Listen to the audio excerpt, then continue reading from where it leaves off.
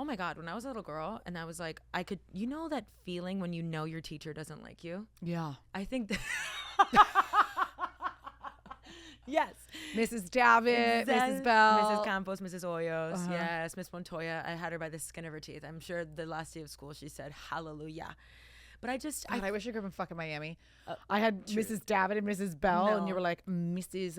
Blah, blah, blah. No. I love Miami. I love Miami I could see too. myself there. But I almost dated a guy from. I almost was like, I wanted. The smartest thing you've ever done is not doing that. No, because he ended up being.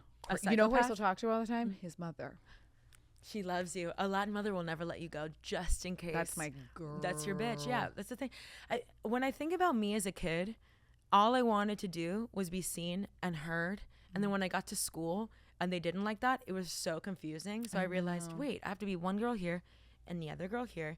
And then everybody else would be like so like a praise for doing something their way. And I'd be like, I'm going to do it my way. And they're like, that's disruptive. I think my whole life I was like called disruptive. I can picture the male teachers all the time would say that fucking shit to me. You're disruptive. Or I would be like doodling and they'd be like, no one's gonna give you a job for doodling. Like you need to pay attention. It was like character assassination in like third grade. I never had a male teacher, not once. He was awful. He wrote to me on Facebook when I got into college. He like tried to like connect with all the kids he taught. And fucked. I wrote him like the longest. I was like, you made me feel like fucking shit. And now I go to Parsons in New York City. Bitch. You told me I was doodling too much. I go to fucking #1 art school. When my mom would Eat my butthole. My mom would say, get off Paris Hilton, do your homework.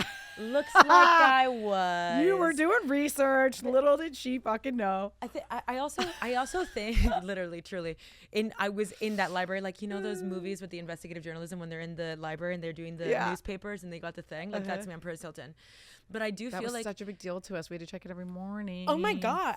Current events. I had to cut it out. But I think if I was 21 years old and this happened to me, I'd be an absolute piece of shit. This happened to me. I started making money off this when I was 31. Yeah, we got lucky. And you said something really smart about Somber. Like, please don't get too famous right now, because you do see people that you just you're stuck as that person that your most famous time. And Britney then you don't leave that. Yeah, Britney Spears will always be 16. And I love her so much. I also think that... I think it's why Taylor Swift always wears the red lip and has the bangs. And the cat eye. And the cat eye. I cannot trust someone in my inner world if you've never been worried about how you're going to pay your rent. If you've never been like doing the subtractions on the train. It's really... You know what's funny to me is that... I don't even want to get into it. What's funny to me is that You're internet traumatized. Yeah, because I also don't want to say anything bad about anybody. Mm-hmm. But I'm shocked at how many women only show wealth on Instagram, and that's totally fine. I know. Where for me, I'm like, I never want to brag or I don't want to look boastful, or I feel like people only like me when I'm struggling. Like sometimes I used to feel like that too. They only like you because if you see a girl who started off in a certain way, and then all of a sudden, like Wishbone Kitchen. Oh, love her. Oh, love her. Mm-hmm. By the way, what a fucking fabulous what a G. biatch. You started as the girl who was commuting to the Hamptons to cook food for people, and now you own a home in the Hamptons. I sat next to her at Tory Burch front row. I couldn't believe it. She's awesome. I'm like, look at you. She's awesome. She works hard. She deserves it all. But you'll see sometimes people being like, I had to unfollow. She's unrelatable. Bitch.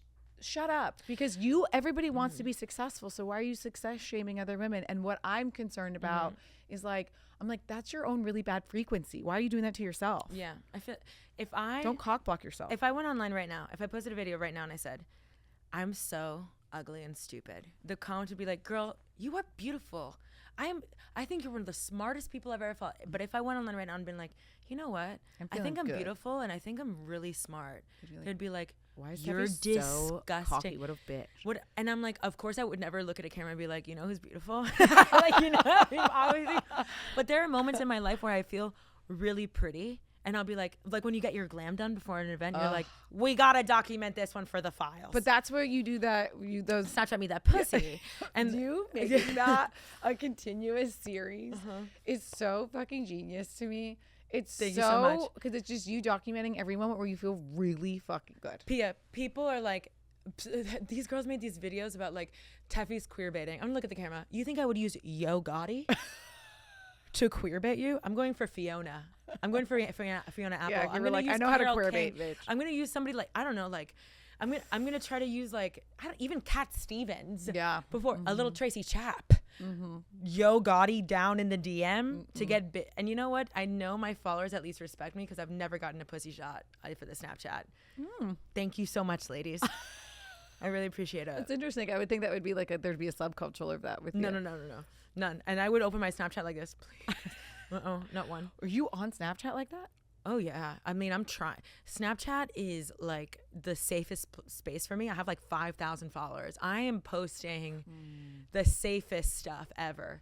Like I will post my feet right now. It won't make any wave. Yeah. You know what I mean? Well, it's like how people talk about Substack. They're like the people that are there, the Love people that my like Substack. really love you, and it's become like this like safer space. Although when I did launch mine, someone said, "Why are you everywhere? You don't need to do all these things." Who said that? I want to be everywhere. I know. I was like, "Do you know how money works?" Yeah.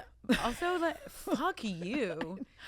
I know. I'm sorry. If I wanted to get into, I was like, "Why are you here?" You know what? Fuck it. I'm gonna be on like Fanster. Whatever the fuck. Fuck it. Next, I'm Yeah. like, I'm getting into Twitch. Yeah. You want me? Maybe less? I'll download fucking Snapchat too. Oh my god. You have. I was gonna ask this too. Like when you were talking about your cousins, like you have become like a cultural therapist. Oh my gosh. I mean, Really? truly, and best friend. Do as I say, not as I do. Do you feel fully in your power for that? I think that I have experienced, I feel like I have a lot of feelings all the time. Like I'm like overwhelmed with feelings, and I used to be like embarrassed about it.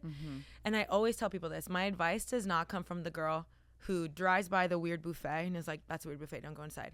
I'm the girl that gets food poisoning and posts a video of me in my gown 4IV saying, you guys don't want to go to that buffet. Like everything that I've experienced, I think that's also part of being in real conversations with real people offline where you hear women's stories. Yes. And sometimes on like my worst day, like let's say you're going through like a breakup, like a monumental breakup. My mom's best friend, I'm making this up, this is not true, but like you're like, you know what? My mom's best friend has 4 kids and caught her ex-husband with a guy. And they're a blended family and they make it work. I'm going to be fine. Like I feel like that's why I talk about pop culture and storytelling and give advice, because at the end of the day, we have to be able to laugh at ourselves because it's going to be okay. Yeah. You know what I mean? Think about the most heinous thing that's happened to your best friend. And a year later, you guys are laughing, crying about 100%. it. Like, I promise you, but when you're 15 or like even 21, 22, it just, everything feels so definitive. It will always be this way. I'm never going to change. Nothing will ever change. I'm always going to be stuck in this office, in this house, in this apartment, whatever. This is always going to be my How job. did it feel so much like that? No, because also I think social media, we're constantly seeing what other people are doing, where before you're like, we were really moving in silence. But I do think that like there's something about being in your 20s where you also, all these expectations are on you. So you do, like I remember being 26, 27 and being like, It's okay, over. I'm entering where I'm going to be now for the rest of my life. And it's such bullshit. Lindsay Thornburg and I were sitting at the Max Fish Amazing. when I was 20. I love Max Fish. I am not proud of who I was in there. The I Max. can't believe it. I had a Max Fish tattoo. Pia. I ha- No, you didn't. I got it removed. No, but, yeah. that is. I would have kept it When they closed. That is A bunch of us went over and got it because there was that tattoo shop. Of next course, door. yes. I can No, I close spent my eyes all into the my tile. time. I mean, like I have like the Max Fish book like in my like nice bookshelf at my home and like in my home, and I like open it up and it's me like. No, I've made out in that bathroom more than I can. It's I can smell it. Wait, I need to be sending you. Someone posted a photo. It could have been any bathroom on the Lower East Side during that time, but it was like looked like the Max Fish bathroom, and it was like I actually thought I was gonna fall in love in this bathroom. 1000%. I was gonna make that man my husband. He's not a drug dealer. He's an entrepreneur. So my first boyfriend who introduced me to the Max Fish was a drug dealer. Exactly. And we all He ran go a weed a service out of my businessman. apartment. Yeah, there you go. Out of your apartment, you are giving. I know. You It was are called Mr. Giving. Spaghetti. But I think when it comes to like cultural advice too, I do recognize that my greatest like demographic are 18 to 24. Yeah. Where they are just now like either getting into their most serious relationship that they've had so far, or getting out of it. And life can feel so detrimental, and I wish I could tell them like life is going to change in so many ways. Well, that's the point, because I have fucking ADD. Is Lindsay Thornburg looked at me and Max said, Fish. Yes. she was like, I was like, this is my life. She was like, you haven't even gone through your Saturn return. She Saturn was like, return scalped me. she was like, your whole life is about to completely do a 180. What are 180. you talking about? And I was like, no, like, I love my life. This is it. Like, this is me turning into an adult. No. Not at all. I didn't meet my husband until I was 29, which Yeah. is, by the way, I feel Saturn like return. is super young at this point. You were a child. I was a baby. child. I got married at what, 31 or something? Like, childbred. Literally a child bride. I can't believe the law let you. I know. But I had to ask permission. I remember I cried to my mom when I was like 27. I was like, I'm never going to travel. I'm never going to be afford to travel. I'm always going to be a receptionist. She's like, you really think? I'm like, I'm never going to go to Paris. I'm always going to be at this desk. I'm going to get fired. I'm going to go work from job to job. And I'm like sobbing. And my mom laughed. And I remember getting so angry. I'm like, you're laughing?